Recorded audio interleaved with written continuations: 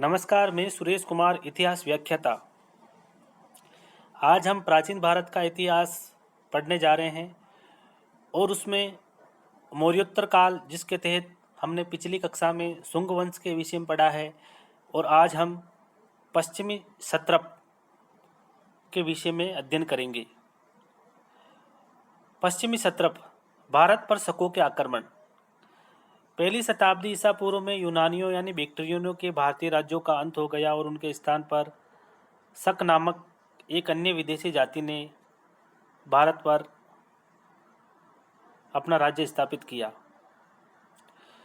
शक मध्य एशिया में सीर नदी के उत्तर में जैक्जिक्ट के निकट रहने वाली एक घुमक्कड़ जाति थी।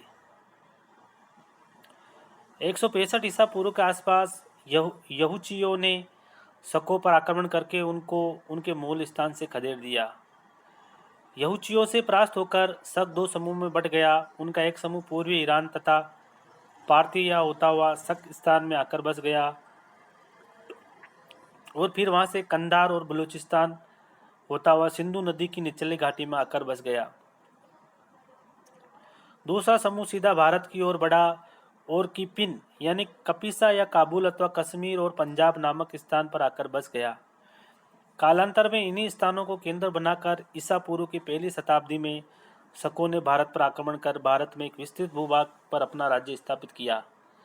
भारत में अपना आधिपत्य जमाने के बाद कभी शक्तिशाली और कभी कमजोर रहते हुए शकों ने ईस्वी सन की तीसरी शताब्दी तक यहाँ शासन किया। भारतीय शक राज्य और उसके शासक। भारत में शकों का पहला शासक मावेज था। कुछ विद्वानों के अनुसार मावेज ने 32 ईसा पूर्व से 20 ईसा पूर्व तक शासन किया, जबकि अन्य विद्वान उसके शासनकाल को 1 ईसा पूर्व से 20 ईस्वी तक मानते हैं। वह एक शक्तिशाली राजा था। उसके राज्य में कश्मीर, पश्चिमी पंजाब और गांधार के प्रदेश सम्मिलित थे। तक्षशिला उसके राज्य का प्रमुख केंद्र था। मावेज ने अपने राज्य के अलग अलग भागों में शासकों के शासन के छत्रप यानी गवर्नर नियुक्त कर रखे थे। मावेज के बाद एवेज शकों का शासक बना, किंतु कुछ समय के बाद एवेज को उसके एक सामंत एजिलिसेज ने सिंहासन च्युत करके शक राज्य पर अधिकार कर लिया। उसने लगभग 12 वर्ष तक शासन किया। उसके बाद अवेज द्वितीय शासक बना और उसने लगभग 43 ईस्वी तक शासन किया, किंतु उसके बाद पहलव यानी पार्थियन शासक थायोटीज ने तक्षशिला पर अधिकार कर लिया, जिसे हटाकर बाद में कुषाणों के नेता गोंडोफर्नीज ने तक्षशिला पर अधिकार कर लिया। शक क्षत्रप। भारत में शक शासकों ने एक विस्तृत राज्य स्थापित किया था।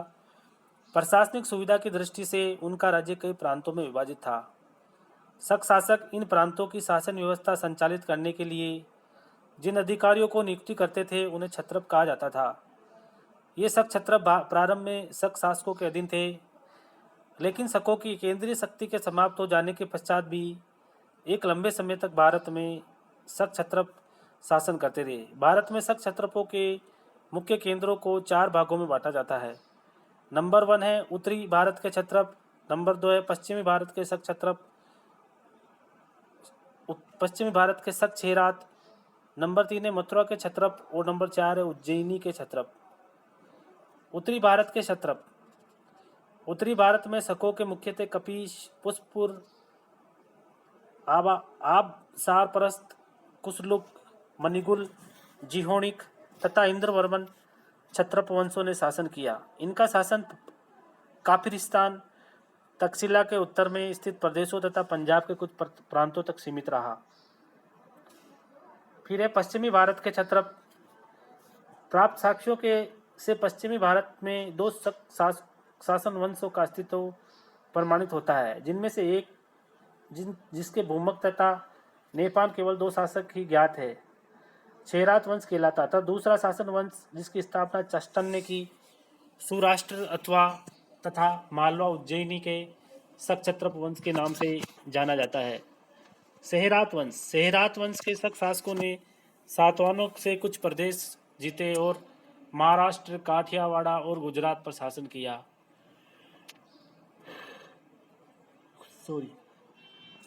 डॉक्टर डीसी सरकार का विचार है कि पश्चिमी राजस्थान और सिंध प्रदेश भी इनके अधिकार में रहे होंगे।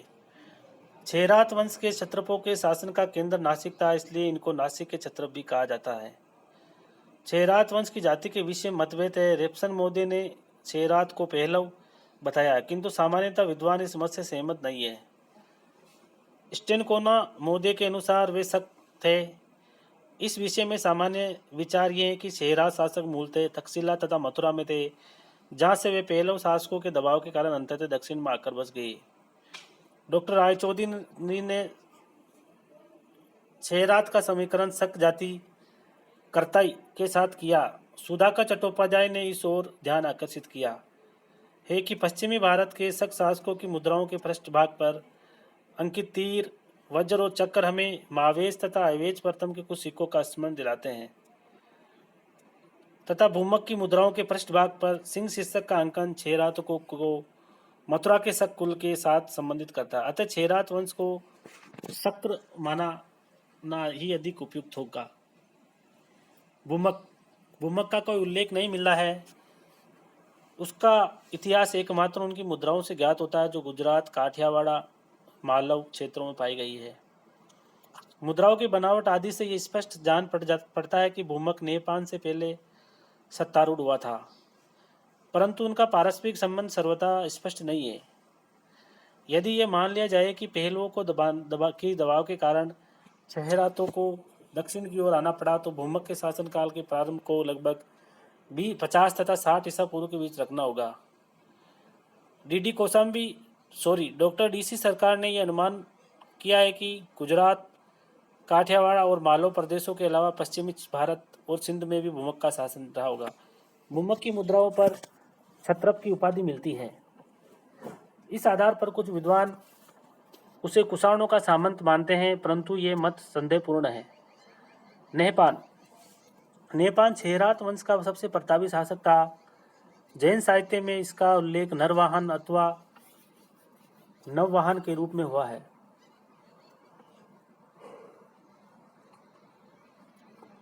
नेपाल का नाम 8 अभिलेखों में मिलता है। इनमें से 6 नासिक के पास स्थित गुफा में, एक कार्ले के निकट और एक जुन्नर के निकट स्थित गुफा में मिला है।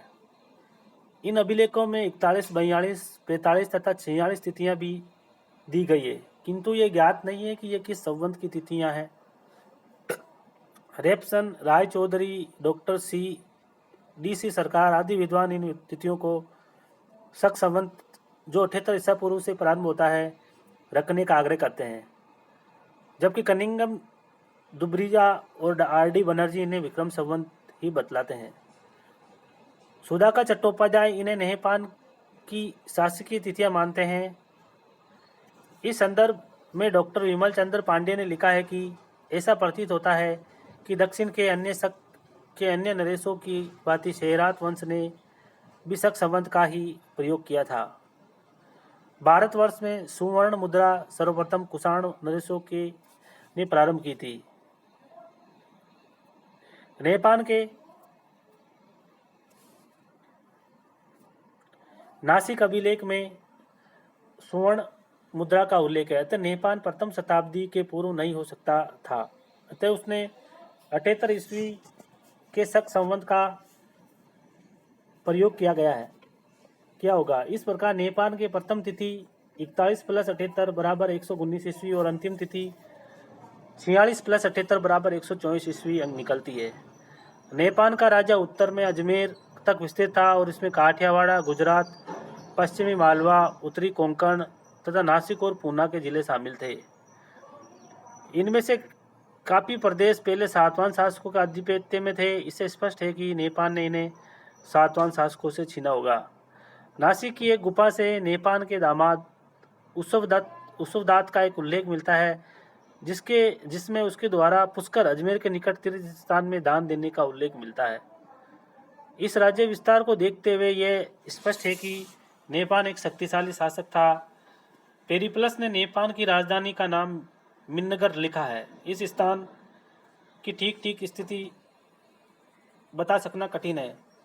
भगवान लाल इनके अनुसार इसका समीकरण जूनागढ़ से, डॉक्टर भंडारकर के अनुसार मंदसौर, क्लिट के अनुसार जुन्नर से और डॉक्टर जायसवाल के अनुसार भड़ोच से किया जाना। पेरिप्लस के विवरण से ज्ञात होता है कि नेपाल के समय में भारत तथा पश्चिमी देशों के बीच पर समृद्ध व्यापारिक संबंध थे। इसके अनुसार बेरी गाजा, भड़ोच, आधुनिक भड़ोच, उज्जैनी, पैठन तथा नगर तेर से वस्तुएं आती रहती थी।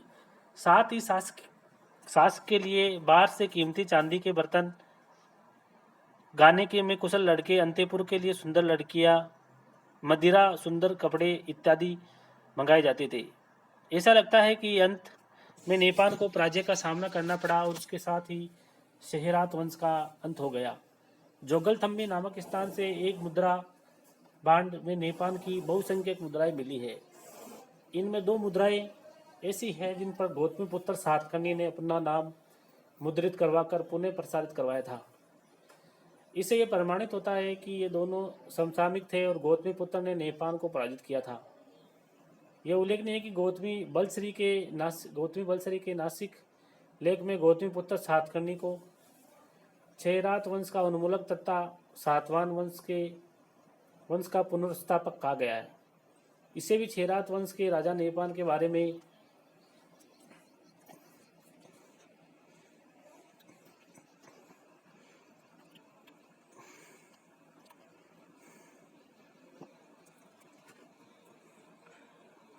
क्षयरात वंश के राजा नेपाल की पराजय की पुष्टि होती है। मुद्रा भांड में नेपाल के अतिरिक्त किसी भी अन्य क्षयरात नरेश की मुद्रा नहीं मिलती है। इससे सिद्ध होता है कि नेपाल ही इस वंश का अंतिम शासक था। उज्जैनी तथा काठियावाड़ के शक क्षत्रप।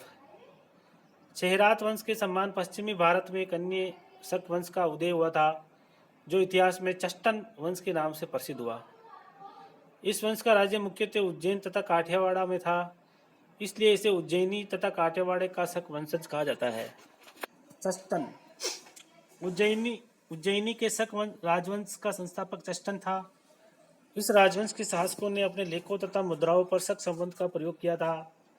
यह तिथियां 130 ईस्वी से 388 ईस्वी तक मिलती है। पुराणों में आंध्र सातवाहनों के उत्तराधिकारियों के रूप में 18 शक शासकों का उल्लेख हुआ है। यह निश्चित माना जा सकता है कि ये चष्टन वंशीय शक शासक थे। अभिलेखों में चष्टन को टसमोतिक का पुत्र कहा गया है। तस्मो शक शब्द है जिसका अर्थ भूमि होता है।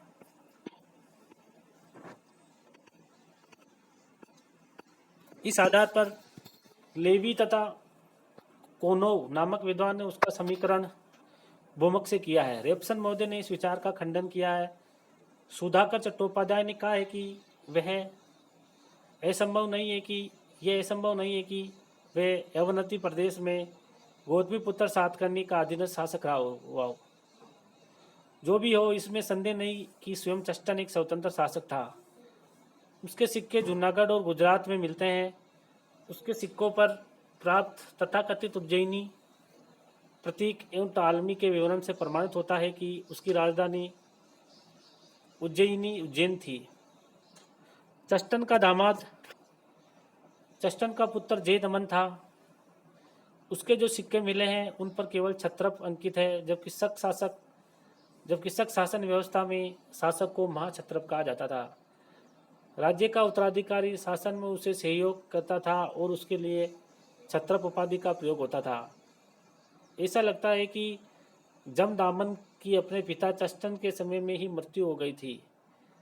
यही कारण है कि चष्टन के बाद उसका पौत्र जयदामन का पुत्र रुद्रदामन महाक्षत्रप बना। 130 ईस्वी के अंदो अभिलेख से पता चलता है कि चष्टन ने अपने पुत्र रुद्रदामन के साथ सम्मिलित रूप से शासन किया था। नेक्स्ट है रुद्रदामन। इतिहास में यह महाक्षत्रप रुद्रदामन प्रथम के नाम से विख्यात है। इसके इतिहास का प्रमुख स्रोत जूनागढ़ लेख है। जिस शिला पर रुद्रदामन का लेख उत्कीर्ण है उसी पर अशोक का भी एक लेख है। लेख में बेहतर तिथि दी गई है जो शक संवत की मानी जाती है। इससे प्रकट होता है कि रुद्रदामन ने कम से कम 78 प्लस 72 यानी कि 150 ईस्वी तक अवश्य राज्य किया होगा। जूनागढ़ लेख के अनुसार वे अपनी प्रजा द्वारा संरक्षक चुना गया था और उसने अपने लिए स्वयं ही माँ छत्र पद उपार्जित किया था। हमें ज्ञात है कि चष्टन के शासनकाल में वे छत्र ले चुका था और इस प्रकार प्रजा द्वारा उसका निर्वाचन होने का प्रश्न ही नहीं उठता। उपरोक्त कथन से केवल यह तात्पर्य है कि अपने पितामह चष्टन द्वारा उसके चयन का प्रजा द्वारा स्वागत किया गया। राज्य विस्तार।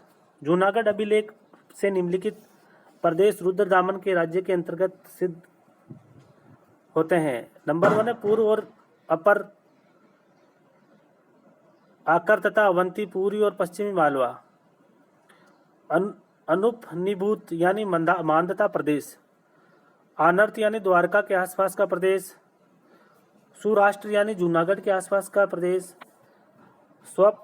स्वब्र साबरमती नदी के तटवर्ती क्षेत्र। मरु मारवाड़ पश्चिमी राजस्थान। नंबर 7 है कच्छ। नंबर 8 है सिंधु सोवीर सिंधु नदी का डेल्टा। नंबर 8 है कुकुर सिंधु नदी और परियात्र पर्वत के बीच का प्रदेश। और नंबर 10 है अपरांत उत्तरी कोंकण।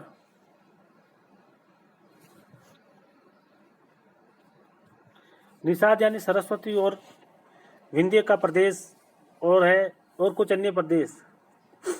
नासिक के सातवां अभिलेख में गौतमीपुत्र सातकर्णी के नासिक के असिक अस्क मूलक सूरठ अपरांत अनूप विदर्भ तथा आकारावंती का शासक कहा गया है। इससे पता चलता है कि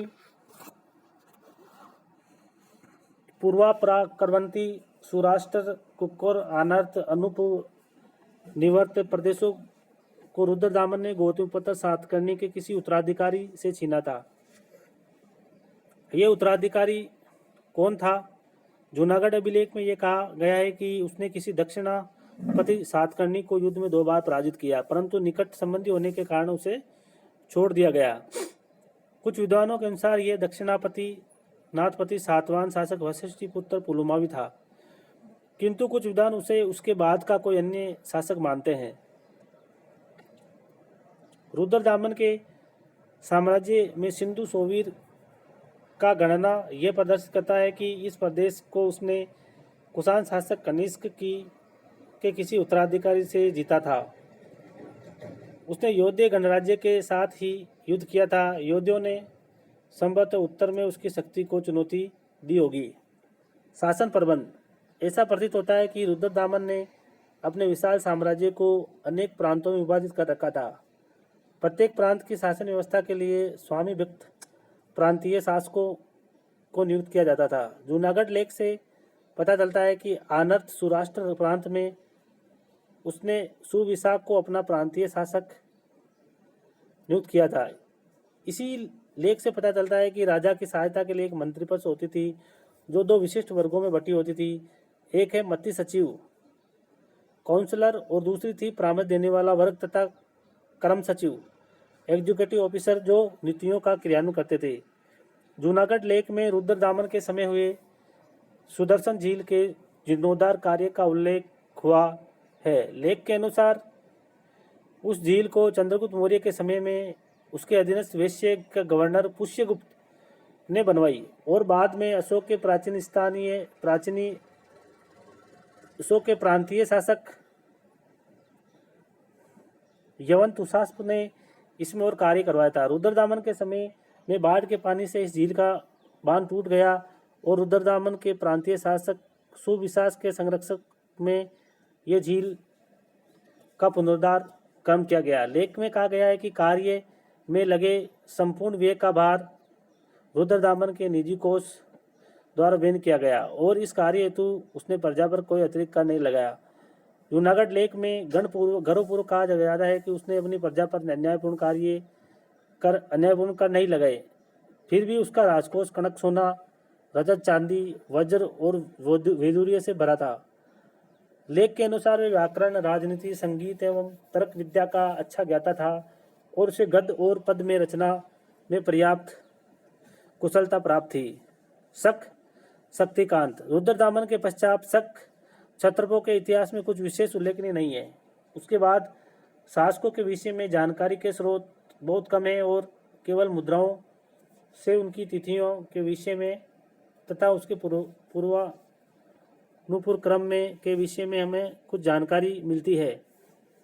उज्जैनी में शकों ने 100 वर्षों के बाद शासन किया और यहाँ 388 ईस्वी तक इनका शासन चलता रहा। रुद्रदामन के बाद चष्टन वंश में उसका पुत्र दामजत प्रथम शासक बना और उसके पश्चात जीवदामन शासक बना। यहाँ के शक शासकों में अंतिम नाम रुद्र सिंह तृतीय का नामधारी शासक का है, जिसकी मुद्राओं पर 310 ईस्वी की तिथि मिलती है। इस प्रकार हमने पश्चिमी क्षत्रपों यानी शकों के विषय में अध्ययन किया है। धन्यवाद।